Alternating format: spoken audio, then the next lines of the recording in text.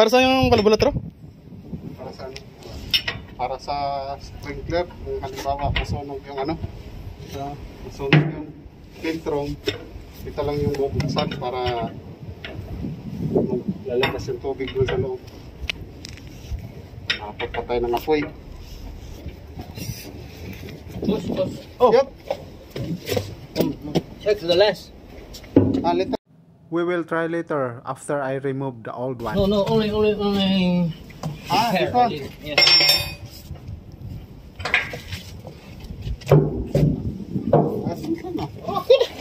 Very good. Brand new.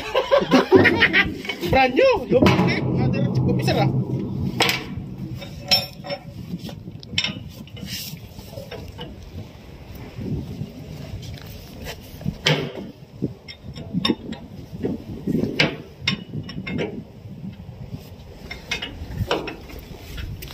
Pero kung nanonotice nyo, same lang ang model. Ang problema, ang flange mas maliit siya kaysa luma, so hindi natin makabit. Kaya kailangan natin ng since hindi siya makabit, kailangan natin air condition yung luma, kasi ang bago 4 lang ang holes sa flange, samantala yung luma is 8. Pwede sana kahit 4 lang, kaso ang problema, mas malaki ang flange ng luma kaysa flange ng bago. So dahil walang spare, no choice, kailangan baklasin at dalhin sa workshop at doon natin air condition, saka ibalik ulit. Titingnan natin.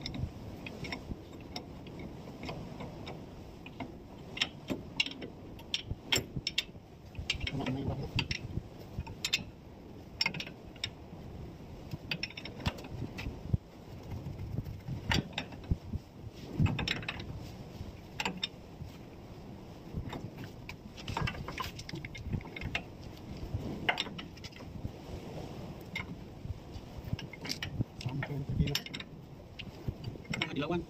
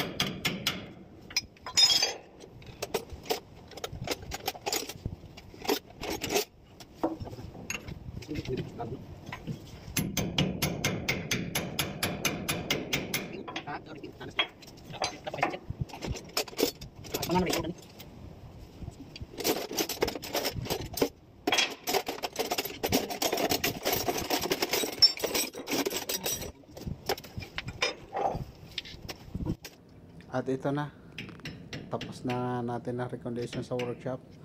Pasensya na hindi na na-videohan dahil nagmamadali kami. Balik na namin at ito na nga. Medyo pahirap yung pagbalik dahil nakikita nyo naman yung distansya ng bend ng tubo. Wala, kaya pahirapan ng pagbalik. Kaya kailangan na pasensya at diskarte.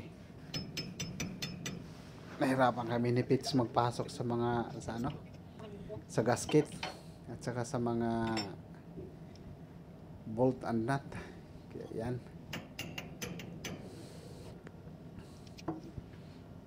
At ipapakita ko na lang sa inyo pag okay na.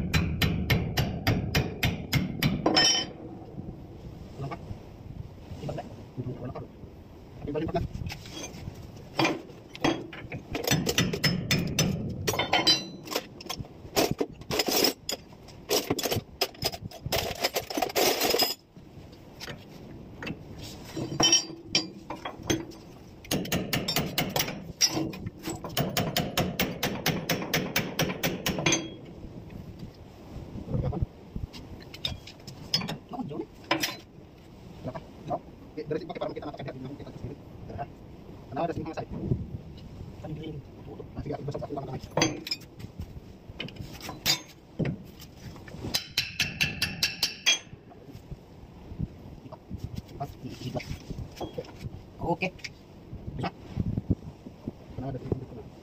Dito lang ang side, okay na rin. Okay na? Parang tagal lang.